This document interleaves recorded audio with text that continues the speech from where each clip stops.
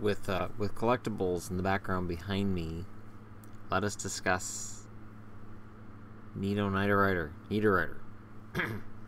signing a long-term contract extension, 5 years, $5.25 million per season.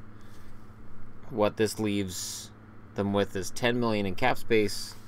They have Foligno to sign and Granlund to sign, and then they're good. They avoid arbitration. I said that was coming.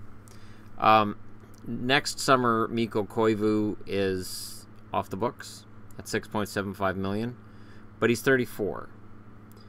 The big contract that's going to hang over this team is the $7.53 million a year they're paying Zach Parise for a long time. I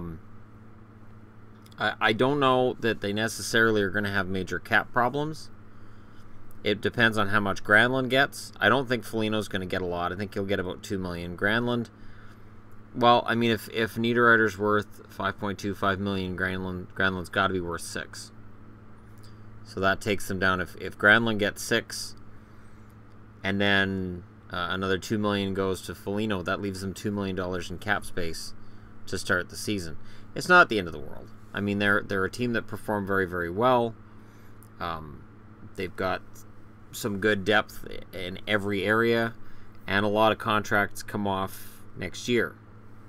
So with the contracts that are coming off, Dubnyk's at a reasonable $4.3 million a year cap hit. Dumba's RFA next summer. Ryan Murphy's RFA next summer. Ryan Murphy's not going to get a big raise. I'm going to go out on a limb with that. Quincy's UFA next summer. Brodin signed long-term. Spurgeon signed long-term. Suter signed long-term.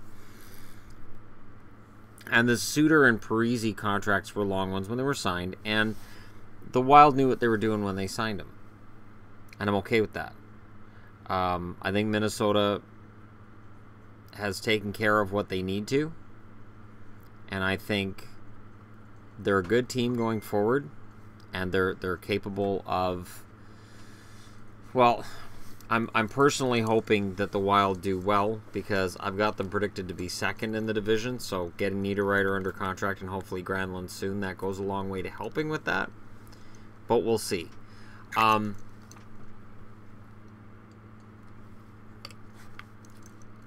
Just peachy. The RFA market has been good. And I really don't have a problem with contract signed, but I have to say, while I'm talking about Niederreiter, I'd be remiss not to talk about the signing of Connor Sheary. 3 years, $3 million per year. So Sheary at $3 million a year pushes the Penguins up to $3.2 million left for cap space with everybody signed. Yeah, that's it. Everybody's signed. But Sheary at $3 million, I don't know. He's kind of a third line forward in my eyes. I mean, if he's playing with Crosby, he'll get all those points like he did last year, right? But in the playoffs, his play kind of, when he's not playing with Crosby, he's a lot less visible, and that happens with a lot of players. I always mention Colby Armstrong, who's still good friends with Sidney Crosby outside the game. It's a very tricky thing that Penguins have to play with here. You have to pay him based on his stats, and yet you gotta realize that some of it's mitigated by the fact he played with Crosby. And when I did my Pittsburgh preview, I mentioned Sheary. And Sheary, he had good stats during the regular season. Postseason was a little bit of underwhelming. That's why I said he didn't have a great season. I understand he got 53 points in 61 games. He also had 2 goals in 22 games in the playoffs. And, he's a guy who kind of came out of nowhere. He's only played 105 regular season games in the NHL, and now he gets $3 million a year for 3 years. So Pittsburgh and Minnesota are both teams that are in contending positions, and they've left themselves with very little room under the cap. This is reality. This all leads back to why I think 2020 is a looming date. That the piece that we've had since the last agreement is kind of false. This money's getting thrown around. Like I said, Sheary's played 100 games in the NHL. He's been very good. But he just got $3 million a year for 3 years. And he could easily, if he falls off Sid's line, Sheary could find himself scoring 15 goals, 35 points this year. That's reasonable. For $3 million a year, that's steep. So when people say, well, you know, that's just the going rate and that's just how it is, then when there is a lockout in 2020, we can't be surprised. When owners are coming out and saying, we're losing money, when GMs are saying, oh, we've been signing all these contracts that we can't afford to pay, we can't be surprised.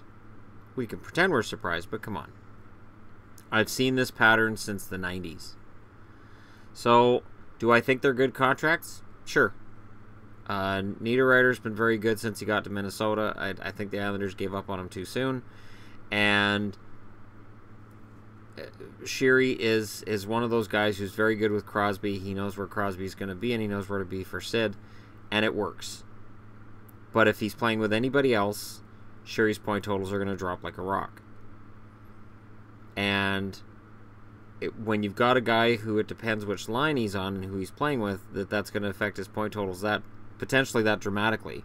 That he could go from a potential 60-point player with Sid to a potential 35-point player without him. That's a risk. And it means that if Connor Sheary doesn't play with Sid and he has a poor start to the season and then the Pens are like, oh, we kind of want to trade him, it'd be very hard for another team to pick him up because it would be the Colby Armstrong rule of he's a very good player with that guy, might be a great guy, but for $3 million a year, it's a little rich for our blood. So let me know what you guys think in the comment section below. Hit like and subscribe if you're browsing your way through. I got Minnesota gear. The interesting thing is I posted a video on my movie and TV channel where I was wearing this Minnesota hat. Turns out I was psychic because then the news of the Niederreiter signing came out right after. So a little bit of a psychic vibe there. No, I don't believe in that. I didn't even mean to pick up Minnesota. I just looked at the camera and I'm like, oh, I'm wearing Minnesota. Okay. And then that was that. So, anyways, again, let me know what you guys think of the contract in the comment section below. And if the cap goes up, everything looks great. If the cap doesn't go up, it could be some of these contracts really going to come back and bite some GMs in the backside. Thanks for watching. I'll talk to you again soon.